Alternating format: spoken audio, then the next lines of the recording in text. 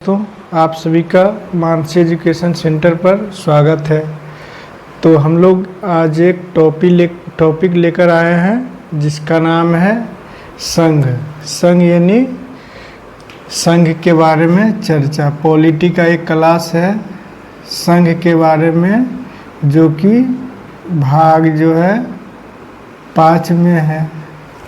संघ के बारे में आज हम लोग चर्चा करेंगे। तो संघ जो है भाग 5 में है और अनुच्छेद जो है 52 से 151 के बीच है। तो आज हम लोग जो है संघ के बारे में चर्चा करेंगे। तो सबसे पहले जो है 52 से 151 अनुच्छेद है, इसके बारे में हम लोग चर्चा करेंगे। तो 52 में आप पहले देखते हैं तो यहाँ पे राष्ट्रपति है। राष्ट्रपति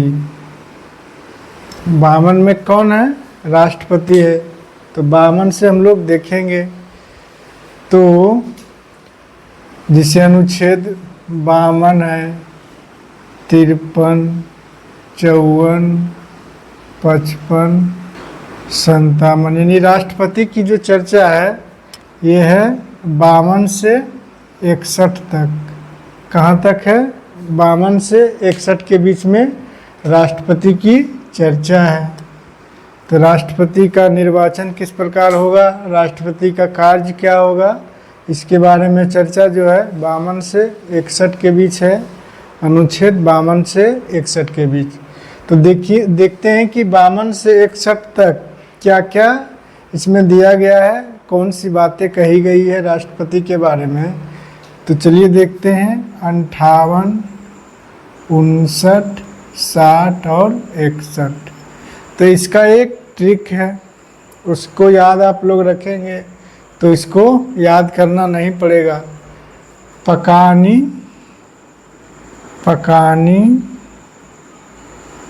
कोका दुयो दशम। पकानी कोका दियो दशम। तो का नी को का दु यो दशम। तो इस प्रकार इसका एक ट्रिक है राष्ट्रपति का जो अनुच्छेद है 52 से 61 के बीच में। तो इसका एक ट्रिक है, तो इसको आप याद रखेंगे, पकानी कोका दुयो दशम। तो चलिए इसमें क्या क्या चीज़ें हैं उसको देखते हैं। प से हुआ राष्ट्रपति का पद। राष्ट्रपति के पद के बारे में चर्चा कहाँ है? अनुच्छेद 52 में। अनुच्छेद 52 में राष्ट्रपति के पद की चर्चा है। ये का से हुआ कार्यपालिका का प्रधान होगा। कार्यपालिका का प्रधान यानी कार्यपालिका शक्ति जो है, संघ की कार्यपालिका शक्ति किसमें निहित होगी? राष्ट्रपति में होगी। ये बात कहाँ किया गया है? अनुच्छेद 53 में। तो अनुच्छेद 53 में जो है कार्यपालिका का प्रधान है, यानी कि राष्ट्रपति को जो है कार्यपालिका का प्रधान कहा गया है। लेकिन ये वास्तविक प्रधान नहीं होता, जैसा कि आप लोग जानते होंगे। वास्तविक यहाँ पे प्रधान कौन होता है? प्रधानमंत्री होता है। लेकिन नाम मात्र प्रधान होता है राष्ट्रपति। राष्ट्रपति जो है कार्यपालिका का तो प्रधान होता है, लेकिन वास्तविक जो प्रधान है इसका वो प्रधानमंत्री है। नी से हो जाएगा निर्वाचन। नी से निर्वाचन हो जाएगा। को से कोटा। कोटा इसका क्या है? का से कार्यकाल, कितना दिन तक ये राष्ट्रपति रहेंगे, किस प्रकार हटाया जाएगा। तो इसके बारे में जो चर्चा है कार्यकाल का अनुच्छेद 56 में है। तो अनुच्छेद 52 में पद की चर्चा है। अनुच्छेद 53 में कार्यपालिका का प्रधान है। 54 में निर्वाचन की यहाँ पे पद्धति है कि निर्वाचन किस प्रकार होगा। 55 में कोटा के बारे में चर्चा है। 56 में कार्यकाल, 57 में दोबारा निर्वाचन। दोबारा निर्वाचन के बारे में चर्चा है। जैसा कि आप जानते हैं भारत में राष्ट्रपति दोबारा तिबारा आप कितने भी बार बन सकते हैं, इसमें कोई पाबंदी नहीं है। भारत में जो है प्रधानमंत्री या राष्ट्रपति बनने के लिए कोई भी दोबारा या तिबारा कुछ भी आप बन सकते हैं, एक से अधिक बार बनने की पूरी इसमें छूट है।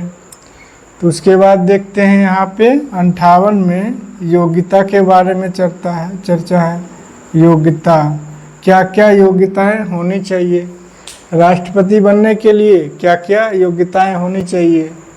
उसके बाद देखते हैं 10 इसकी दशा क्या है।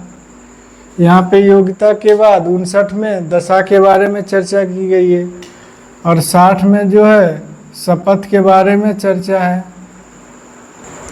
अनुच्छेद 60 में जो है शपथ के बारे में चर्चा है और अनुच्छेद 61 में जानते हैं महाभियोग, यानी कि राष्ट्रपति को किस प्रकार हटाया जा सकता है।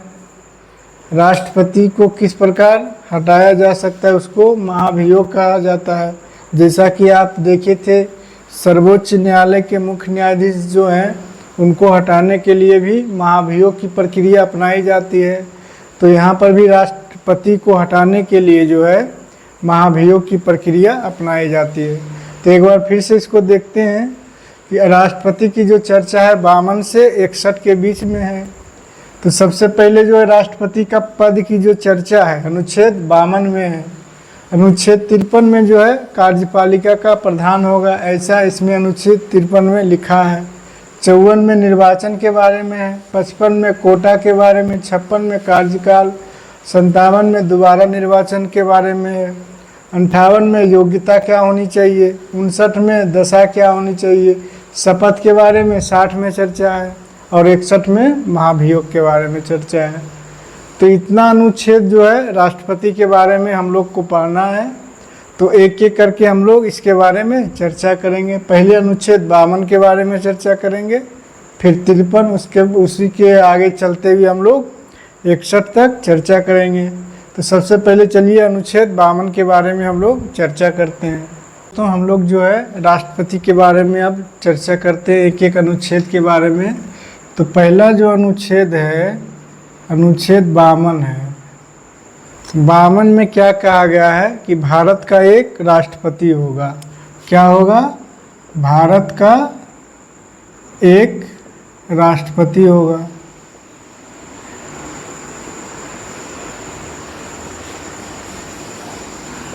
भारत का राष्ट्रपति होगा।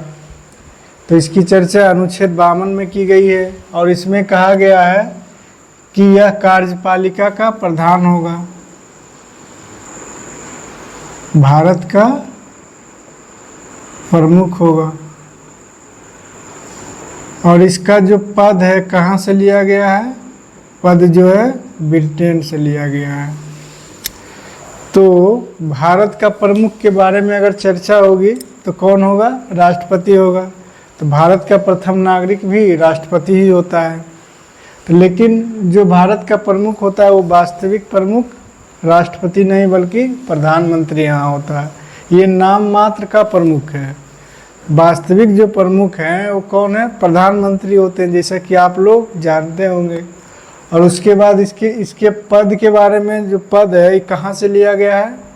राष्ट्रपति का जो पद है वो ब्रिटेन से लिया गया है, क्योंकि ब्रिटेन में जो महारानी का दर्जा है, यानी महारानी का जो पद हुआ करता था और अभी भी है, उसी प्रकार हमारे यहाँ पे राष्ट्रपति का पद होता है। तो ब्रिटेन से इसका पद लिया गया है। तो उसके बाद अनुच्छेद 53 में देखते हैं। अनुच्छेद 53 में क्या है? कार्यपालिका का प्रधान होता है। कार्यपालिका का प्रधान होता है। यह क्या होता है? कार्यपालिका का प्रधान होता है। यानी संघ की कार्यपालिका का प्रधान कौन होता है? राष्ट्रपति होता है। लेकिन वास्तविक प्रधान आप जानते हैं कि ये नहीं होता है, यानी कि कार्यपालिका का जो प्रधान है राष्ट्रपति है, लेकिन वास्तविक प्रधान प्रधानमंत्री होता है। उसके बाद देखते हैं अनुच्छेद 54, निर्वाचन के बारे में चर्चा है। क्या है, किसका किस प्रकार निर्वाचन होगा।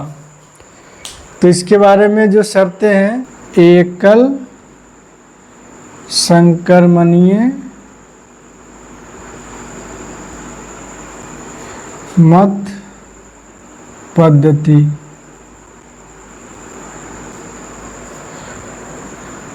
अनुपातिक यहाँ पर होगा,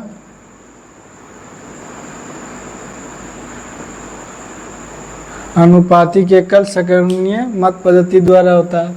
तो चलिए हम लोग विस्तार से इसके बारे में चर्चा करते हैं कि राष्ट्रपति का निर्वाचन किस प्रकार होता है। 51 में जो है इसके निर्वाचन के बारे में चर्चा है। निर्वाचन जो है इसमें कौन कौन भाग लेगा, राष्ट्रपति के जो निर्वाचन में कौन कौन भाग लेगा, तो आप इसमें देखेंगे कि लोकसभा, उसके बाद यहाँ पे देखेंगे राज्यसभा, लोकसभा, राज्यसभा और सभी राज्य की विधानसभा।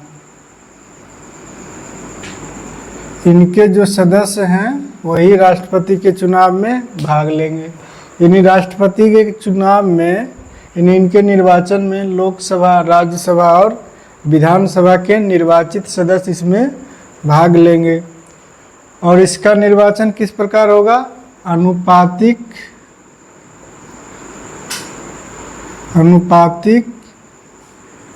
एकल संक्रमणीय मत पद्धति। एकल संक्रमणीय मत पद्धति यानी कि अनुपातिक क्या है, अनुपातिक एकल संक्रमणीय मत पद्धति। उससे पहले देखते हैं यहाँ पे लोकसभा, राज्यसभा, विधानसभा। आप देखेंगे कि विधानसभा में यानी विधान परिषद भी होता है। कुछ कुछ राज्यों में यानी 6 राज्य ऐसे हैं, 6 राज्य ऐसे हैं जिसमें कि विधान परिषद भी है। क्या है, विधान परिषद है। तो आप यहाँ पे देखेंगे कि राष्ट्रपति के निर्वाचन में जो है विधानसभा भाग लेता है, लेकिन विधान परिषद भाग नहीं लेता है। लोकसभा, राज्यसभा, विधानसभा, लेकिन विधान परिषद जो है इसमें राष्ट्रपति के चुनाव में भाग नहीं लेता है। तो क्यों नहीं लेता है, क्योंकि आप देखेंगे कि मात्र 6 ही राज्य में विधान परिषद है, बाकी राज्यों में नहीं है। अगर सभी स्टेट में विधान परिषद होता तो हो सकता है यहाँ पे भाग लेता, उसकी व्यवस्था की जाती, लेकिन मात्र 6 राज्यों में विधान परिषद की व्यवस्था है, इसलिए इनके जो सदस्य हैं वे राष्ट्रपति के चुनाव में भाग नहीं लेते हैं। तो इसको देखते हैं कि अनुपातिक एकल संक्रमणीय मत पद्धति, इसका मतलब क्या है। तो पहले देखते हैं कि अनुपातिक मत पद्धति, एकल संक्रमणीय मत पद्धति। तो अनुपातिक क्या मतलब क्या हुआ, इसको देखते हैं कि, तो चलिए देखते हैं कि मान लिया जाए यहाँ पे 3 उम्मीदवार हैं, 1 2 3 उम्मीदवार हैं राष्ट्रपति के चुनाव में यहाँ पे खड़ा हुए हैं। यहाँ पे देखेंगे कि मान लिया जाए 3 उम्मीदवार थे राष्ट्रपति के चुनाव में खड़े हुए, तो इनको अगर वोट डालना है तो जो भी सदस्य वोट डालेंगे तीनों को डालना पड़ेगा। 1 number, 2 number, 3 number, 1 number, 2 number और 3 नंबर। तो तीनों सदस्य को यानी कि वोट डालेंगे। तो आप कहेंगे तीनों को डालेंगे तो फिर जीतेगा कैसे। तो इसका ऐसे प्रीफरेंस डालना होता है कि आप पहले नंबर पर किसको रखें, 1 को रखें, 2 को रखें या 3 को रखें। अगर आप जिसको जिताना चाहते हैं यानी जिसको आप वोट डालना चाहते हैं तो पहले आप, हो सकता है 1 नंबर को आप जिताना चाहते हैं तो पहले 1 नंबर को डालिए। उसके बाद उनसे ज़्यादा आप किसको पसंद करते हैं तो उसको आप 2 नंबर पे रखिए। उसके बाद जिसको आप सबसे कम चाहते हैं आप उसको 3 नंबर पे रखिए। अगर मान लिया जाए कोई उम्मीदवार आपका है जिसको आप 2 नंबर में है, उसको आप जिताना चाहते, तो आप पहला वोट 2 नंबर को प्रेफरेंस करिए। यानी कि पहला अगर 1 नंबर डालें, इसको 2, इसको 3। अगर मान लिया जाए कोई दूसरा आया, उसको पहले 1 नंबर इसको लगा, 2 नंबर इसको लगा और 3 नंबर इसको लगा। तो इस प्रकार भी वोट डाला जा सकता है। तो इसी प्रकार आप प्रीफरेंस ऑर्डर में डालेंगे, यानी अनुपातिक मत पद्धति का मतलब यही हुआ कि आप सबसे पहले वरीयता किसको देते हैं, 1 नंबर को देते हैं, 2 नंबर, 3 नंबर, हो सकता है और उम्मीदवार भी हों 3, 4, 5, तो आपको वरीयता क्रम में उसको देना है कि पहला नंबर पर आप किसको देते हैं, दूसरा नंबर पे किसको देते हैं, तीसरा नंबर पे किसको देते हैं। तो इसी प्रकार जो है आप इसी तरह डालते जाएंगे, सारे लोकसभा, विधानसभा और राज्यसभा के सदस्य वोट डालेंगे। उसके बाद देखा जाएगा, वोटों की गिनती होगी। वोटों की गिनती होगी तो वहाँ पे बताया जाएगा कि 1 नंबर पर ये हैं, 2 नंबर पर ये हैं, 3 नंबर पर ये हैं। तो इस प्रकार वहाँ पे वोटों की गिनती होगी कि 1 नंबर पर ये हैं, 2 नंबर पर ये, 3 नंबर पर ये। एकल संक्रमणीय मत पद्धति, इसका मतलब क्या हुआ, मान लिया जाए आपने यहाँ पे वोटों की गिनती में 1 नंबर उम्मीदवार जीत गया, जो 1 नंबर पे था वो जीत गया। तो 1 नंबर पे जीत गया, मान लिया जाए 10,000 वोट से जीत गया या तो 50,000 वोट से जीत गया, 50,000 वोट से जीत गया। तो आप फिर देखेंगे कि जब 1 नंबर उम्मीदवार जीत गया, तो एकल संक्रमणीय मत पद्धति का मतलब है जो उम्मीदवार सबसे कम लाया, जो उम्मीदवार जो है वोट सबसे कम, वोट यानी उनको प्रेफरेंस कम मिला, ठीक है। वोट तो सभी को मिलेगा, वोट डालना है तीनों को, जितने उम्मीदवार खड़ा हैं सभी को वोट डालना है, लेकिन आपको वरीयता क्रम में चूज करना है कि 1 नंबर पे कौन है, 2 नंबर पे और 3 नंबर पे कौन होगा। तो आप देखेंगे हो सकता है 1 नंबर वाला को ज़्यादा वरीयता मिला हो तो 1 नंबर जीतेगा, 3 नंबर को सबसे कम मिला हो। तो क्या होता है कि 1 नंबर का जो जीता है और जो 3 नंबर का सबसे कम वोट मिला है इसको, तो इसका भी वोट जो है इसमें जोड़ दिया जाता है, इसका भी वोट इसमें जोड़ दिया जाता है। जिसका सबसे कम था उसको भी, यानी कि इसको आगे डिवाइड कर दिया जाता है, तो 1 नंबर में जोड़ दिया जाता है, तो फिर इसका वोट बढ़ जाएगा। तो इस प्रकार हुआ एकल संक्रमणीय मत पद्धति। और अनुपातिक पद्धति का मतलब होता है कि सभी को प्रीफरेंस ऑर्डर में मत देना है, वोट डालना है।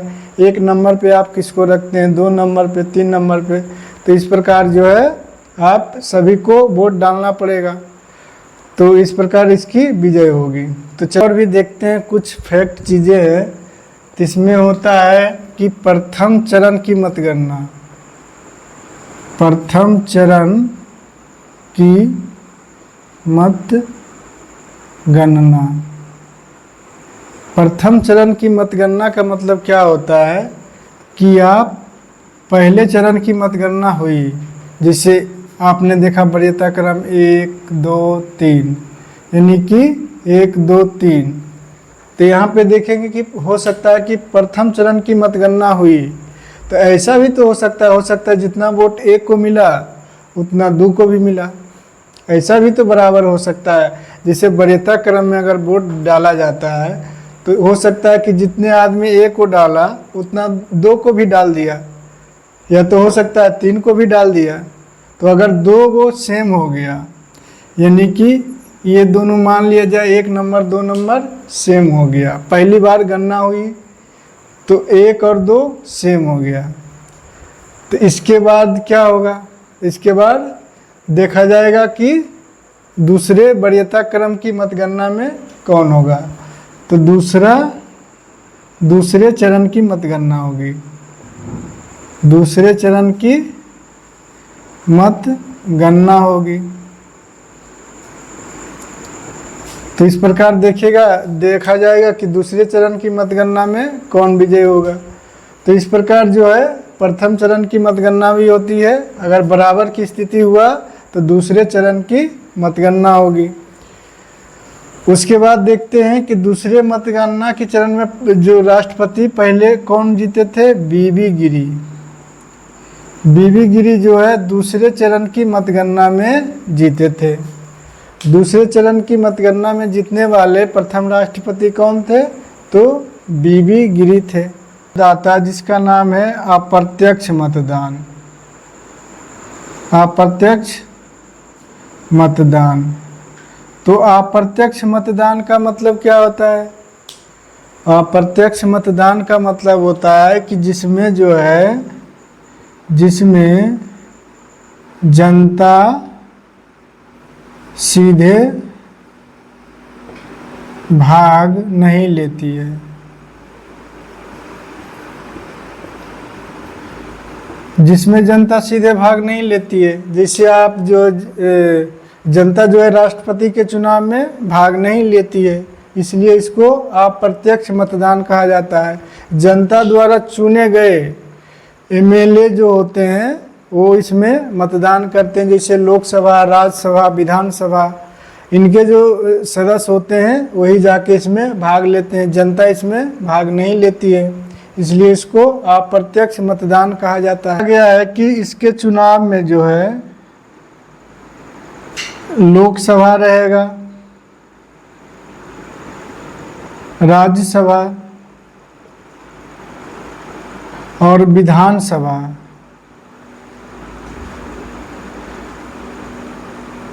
29 + 2 यानी कि 2 जो केंद्र शासित प्रदेश है उनके विधानसभा, यानी कि दिल्ली और पांडिचेरी, ये 2 विधानसभा के जो सदस्य हैं वो राष्ट्रपति के चुनाव में भाग लेते हैं। तो कौन कौन राष्ट्रपति के चुनाव में भाग नहीं लेते हैं, तो विधान परिषद, विधान परिषद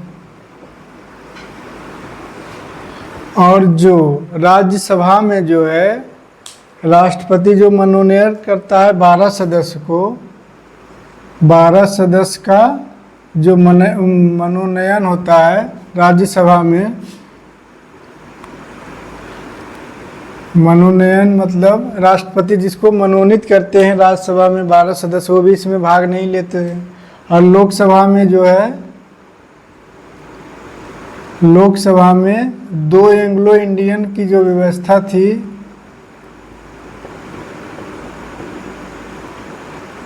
अब तो इसकी व्यवस्था नहीं है, लेकिन ये भी इसमें भाग नहीं लेते थे। तो इसमें जो है विधान परिषद और जो राज्यसभा में मनोनीत 12 सदस्य हैं और लोकसभा में जो 2 एंग्लो इंडियन हैं, ये सभी भाग नहीं लेते हैं। और एक चीज़ और यहाँ पे है, अगर मुख्यमंत्री जो है, अगर किसी राज्य का मुख्यमंत्री अगर विधान परिषद का सदस्य हो, विधान परिषद का सदस्य हो, अगर मुख्यमंत्री जो है विधान परिषद का सदस्य हो तो भी वो राष्ट्रपति के चुनाव में भाग नहीं लेगा, यानी प्रेसिडेंट के चुनाव में भाग नहीं लेगा। अगर मुख्यमंत्री जो है विधानसभा में विधान परिषद से है तो राष्ट्रपति के चुनाव में वो भाग नहीं लेगा। तो इस प्रकार हम लोगों ने राष्ट्रपति के जो निर्वाचन से संबंधित चीज़ें हैं उसको यहाँ तक समझी है। तो चलिए इससे आगे हम लोग कल की क्लास में देखेंगे कि उसका निर्वाचन और किस प्रकार हो सकता है और उसकी जो निर्वाचन के लिए है जो योग्यताएं क्या होगी।